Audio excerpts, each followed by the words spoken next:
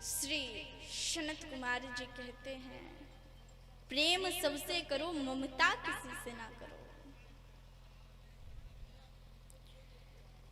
एक बड़ा ही सुंदर व्याख्यान करते हैं सनत कुमार जी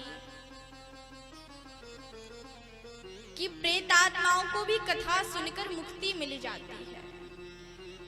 तुंगभद्रा तटे पूर्व मभूतपतन्मुत्तमम् यत्र वर्णाश्वधर्मेणा सत्य शतकर्म तत्परः।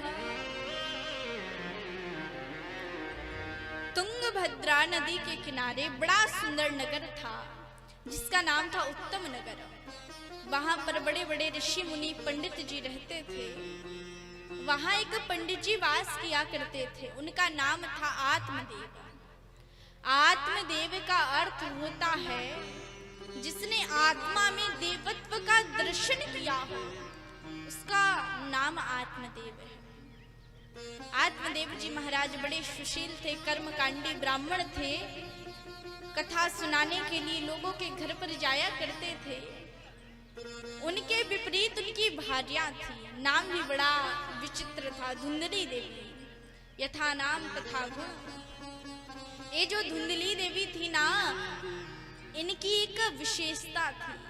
ये विशेषता उस नारी पर आती है जिस पर भगवान की कृपा रहती। धुंधली देवी पति तो जाते हैं बेचारी पूजा पाठ करने यजमानों के घर पर, दिन भर घर में पत्नी का ही साम्राज्य है। कभी आसपास वालों से झगड़ लेना, पड़ोसियों से मनोरंजन कर लेना नित्य का धर्म है। बोलती तो ऐसा लगता मिर्च छिड़क दी क्या, बड़ी कर्कश वाणी है। लेकिन जैसे ही पतिदेव शाम को घर पर आए, आरती की थाली लेकर ऐसे खड़ी हो जाती जिससे मैया अनसुईया के बाद इन्हीं का नंबर है। लेकिन जो ज्यादा बनावटीपन करते हैं ना, बनावटी प्रेम करते हैं, ये मेरे कन्हैया को अच्छा नहीं लगता। हमारी माताओं को ही देख लो, जिस दिन उन्होंने बड़ी सुंदर साड़ी पहनी होगी, बार बार साड़ी को दिखाएंगे, देखने वाली की तो नजर पड़ ही जाएगी। जिस दिन बड़ी सुंदर चूड़ियां पहनी होंगी, उस दिन बार बार अरे मेरी चूड़ी कहाँ, बार बार देखेंगे। और जिस दिन भैया लोगों ने नया फोन हो, नई वॉच हो, बार बार देखेंगे, अरे बड़ी सुंदर है, कितना टाइम हो गया।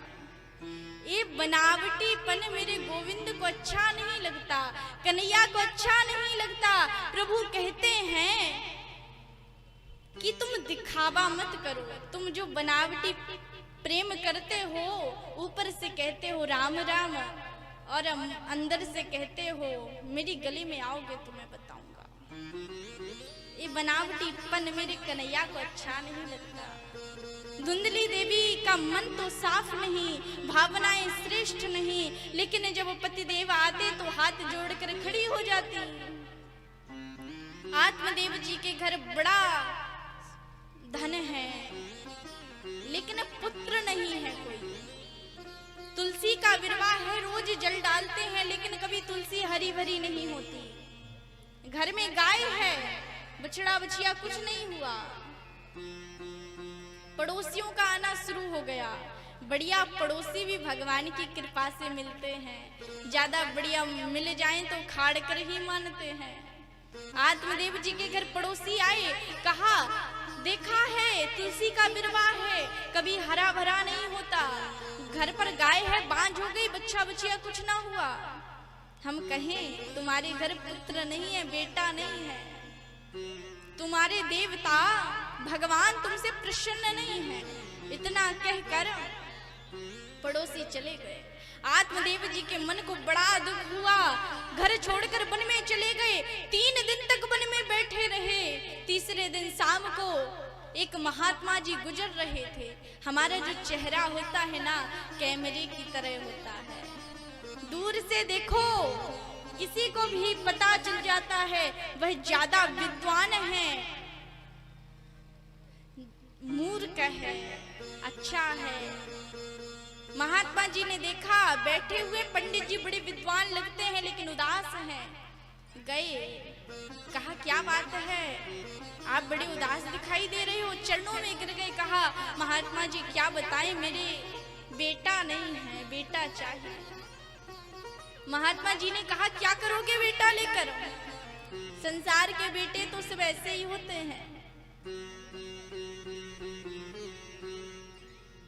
अगर बेटा चाहिए तो कन्हैया को पुत्र मानो, गोविंद को अपना बेटा मानो।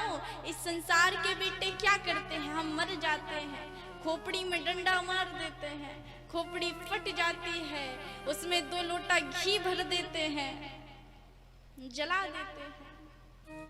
करते क्या है बेटा? इसी कामना के लिए तुम बेटे को उत्पन्न करना चाहते हो, बेटा की चाह करते हो। और अगर पुत्र होकर कुपुत्र हो गया तो जिंदगी भर रुलाता है। बेटा हुआ तो था, मर गया, 2-4 वर्ष पीड़ा रहती है मन में, लेकिन फिर सोचते हैं काहे को रोएं जब भाग्य में नहीं था। पुत्र होकर कुपुत्र हो जाए तो जिंदगी भर रुलाता है। 11 लोटे घी भी भर देगा तो भी मुक्ति नहीं मिलेगी। पंडित जी रो मत। पंडित बोले यही तो समस्या है न बाबाओं की, महात्माओं की। जरा सी बात कह दी, मेरे को बेटा नहीं है, वेदांत बखारना शुरू कर दिए। अरे मुझे तो बेटा चाहिए, बेटा। अगर बेटा होने का वरदान नहीं मिलेगा ना तो वन छोड़कर घर नहीं जाऊंगा, मर जाऊंगा यहीं। महात्मा संत हैं, हृदय विह्वल हो गया। एक फल दे दिया, कहा इसको अपनी पत्नी को खिला देना। सारे नियम बता दिए, 1 साल तक सत्य बोलना है। पंडित जी गए, बड़े प्रसन्न थे। धुंधली देवी बैठी हुई थी, फल दे दिया, कहा इसको खा लेना। धुंधली देवी ने देखा फल दिया है, नित्य कर्म बताए, सभी नियम बताए।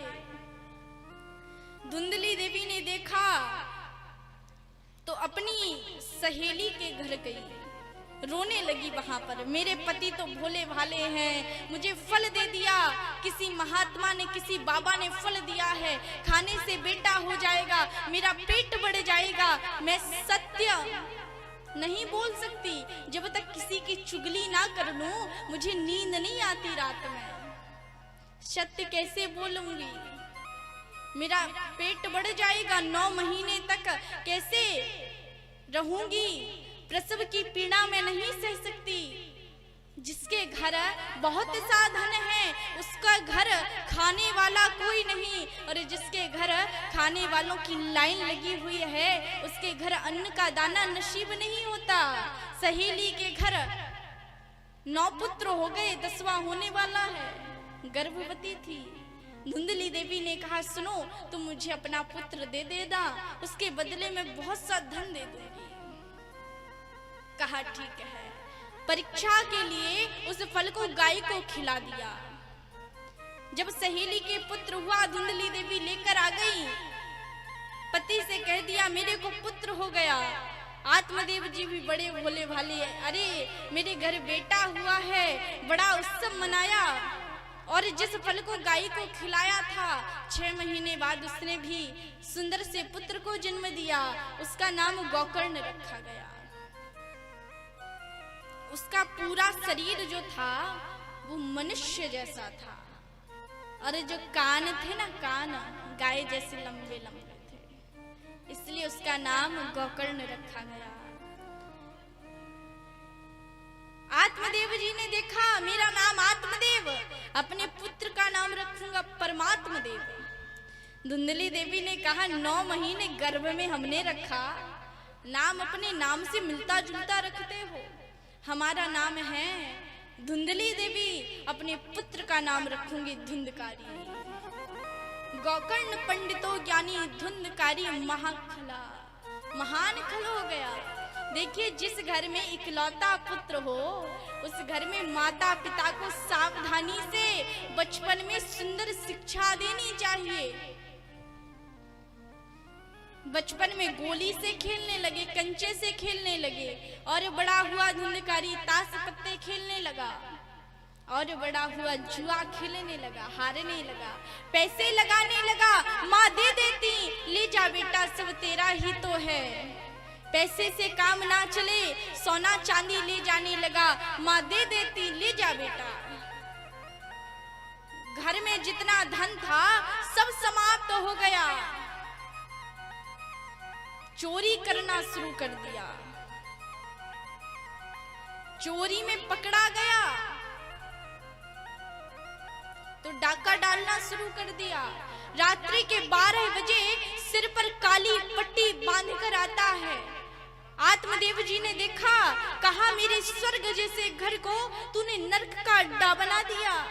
घर घर मांस के टुकड़े पड़े हुए हैं, शराब की बोतलें पड़ी हुई हैं, मेरे स्वर्ग जैसे घर को नरक बना दिया। अपने पिताजी को डांट कर बोला, चुप रहिए आप, हम जो करते हैं ठीक करते हैं। देखिए, जब बेटे समझदार हो जाते हैं, बेटी समझदार हो जाती है, तो अपने माता पिता को उतना समझदार नहीं समझते जितना कि हम हैं।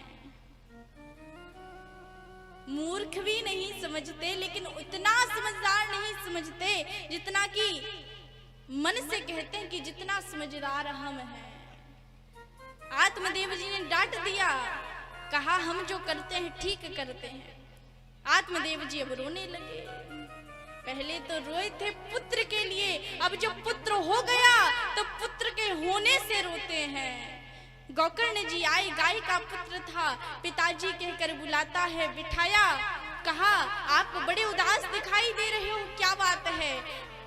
आत्मदेव जी ने कहा, मेरे स्वर्ग जैसे घर को धुंधकारी ने नरक बना दिया, क्या करूं, तुम ही मुझे बताओ क्या करना चाहिए।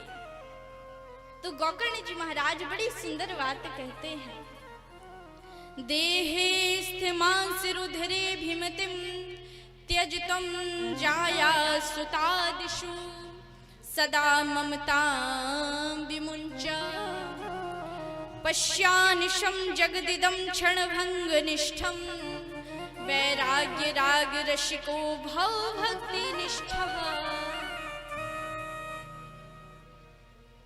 हमारे शरीर की 3 गतियां होती हैं, जला दोगे राख बन जाएगा, फेंक दोगे गीदड़ खा जाएंगे, जमीन में गाड़ दोगे तो कीड़े बन जाएंगे। इस शरीर कभी अपना नहीं होता। अगर आप कहेंगे कि मैं आंख हूं, ये मेरी आंखें हैं, तो आंखें अंधी हो जाती हैं, हम रोक पाते हैं।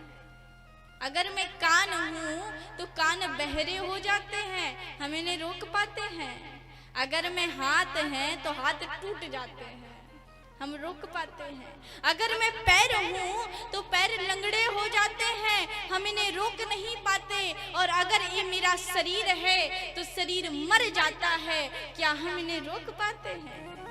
अगर बेटा बेटी मेरे हैं तो जन्म के पहले लेटर क्यों नहीं भेजते, पिताजी हम आ रहे हैं, तैयारी करके रखना।